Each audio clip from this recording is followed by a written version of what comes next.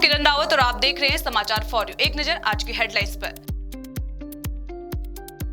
CM Dhami ने किसान सम्मान निधि की 20वीं किस्त जारी होने पर जताया आभार। भीमताल ग्राफिक एरा यूनिवर्सिटी की छात्रा वासवी तोमर की संदिग्ध मौत। छात्रा की मौत से मची सनसनी। मोबाइल और सामान फॉरेंसिक जांच को भेजा गया। हरिद्वार बैरागी कैंप की जमीन पर रोक के बावजूद की गई रजिस्ट्री। उजागर हुआ बड़ा घोटाला। डीएम मयूर दीक्षित ने दिए जांच के आदेश। इसके साथ ही अतिक्रमण हटाने की दी चेतावनी। अब खबरें विस्तार से। प्रधानमंत्री नरेंद्र मोदी ने आज वाराणसी से किसान सम्मान निधि योजना की 20वीं किस्त जारी की है। देश भर के किसानों से संवाद के दौरान उन्होंने किसानों के हित में चलाई जा रही योजनाओं की जानकारी दी।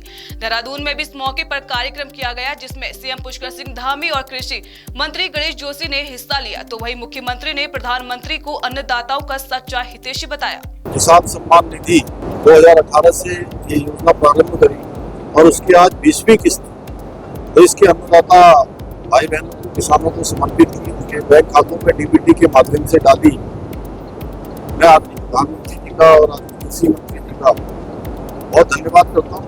देवभूमि उत्तराखंड के भी हमारे 8,27,000 किसानों के खातों में आज ये राशि पहुंची है और पहली बार देश की आज़ादी के लंबे कालखंड के बाद 60 वर्ष बीत जाने के बाद श्री नरेंद्र मोदी जी देश के पहले प्रधानमंत्री हैं जिन्होंने किसानों को एहसास कराया कि वो परिश्रमी हैं, वो देश के अन्नदाता हैं और उनका भी हर प्रकार से उनका अभिनंदन होना चाहिए, उनकी चिंता होनी चाहिए और जो काम वो देश के लिए और दुनिया के लिए सभी प्राणियों के लिए अन्न उगाने का अपनी मेहनत से करते हैं, कहीं न कहीं उनको उस रूप में प्रोत्साहन भी होना चाहिए। हरिद्वार की बैरागी कैंप की जमीन पर रोक के बावजूद रजिस्ट्री की गई और 3 हिस्सों में जमीन की बिक्री हुई। इसके साथ ही 32 लाख के स्टैंप चोरी का खुलासा भी सामने आया है। स्थानीयों ने प्रशासन और नेताओं पर मिलीभगत के आरोप लगाए हैं।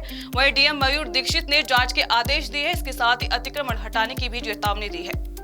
इसमें अभी हमारे पास कुछ ऐसे मैटर्स आए जिसमें जो हमारी कुंभ मेले की जो भूमि है, भले वो बैरागी कैंप में हो या लालजी वाला क्षेत्र में हो या फिर पंतद्वीप में हो, उसके अन्य एरियाज़ में भी कुछ जगह अतिक्रमण की शिकायतें आई हैं। इसमें ऐसी भी शिकायतें आई हैं कि कुछ लोगों ने वहाँ पर स्टैंप बनाकर ज़मीन खरीदी बेची गई है और ये सभी को पता है कि कुंभ मेला क्षेत्र में ऐसा कोई भी कार्य करना अलाउड नहीं है।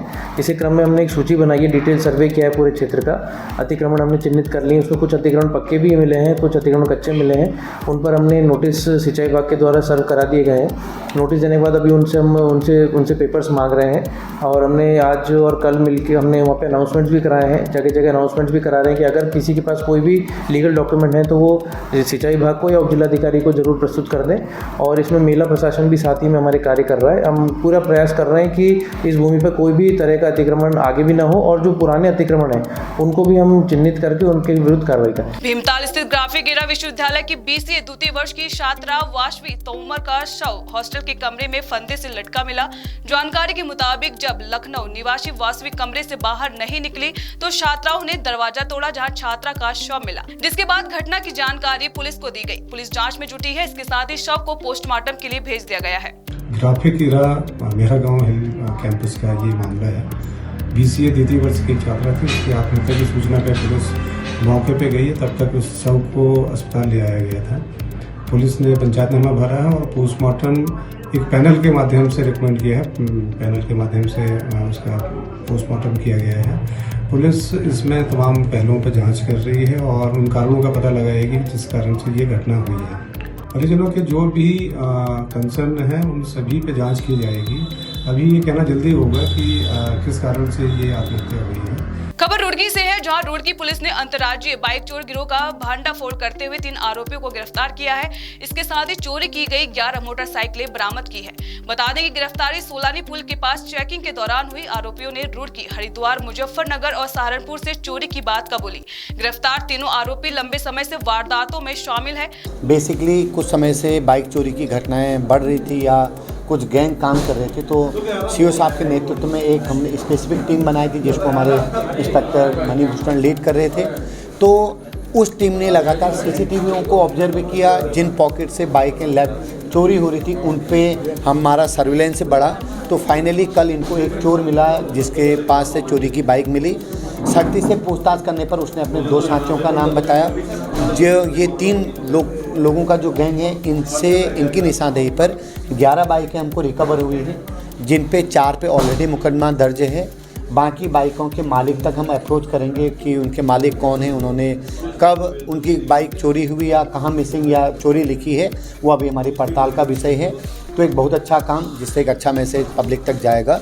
तो हमने उन 3 चोरों को पकड़ा है, जिसमें से 2 हरिद्वार जनपद को बिलोंग करते हैं और एक उसमें शाहजहां। हरिद्वार में जिलाधिकारी मयूर दीक्षित की अध्यक्षता में जिला महिला एवं बाल कल्याण संरक्षण समिति की बैठक संपन्न हुई। बैठक में डीएम ने निर्देश दिए कि सभी सदस्य अपने दायित्वों का गंभीरता से पालन करें। उन्होंने रेस्क्यू किए गए बच्चों और महिलाओं को समय पर घर भेजने, बाल मजदूरी से मुक्त बच्चों की शिक्षा सुनिश्चित करने और फॉलो अप व्यवस्था मजबूत करने पर जोर दिया।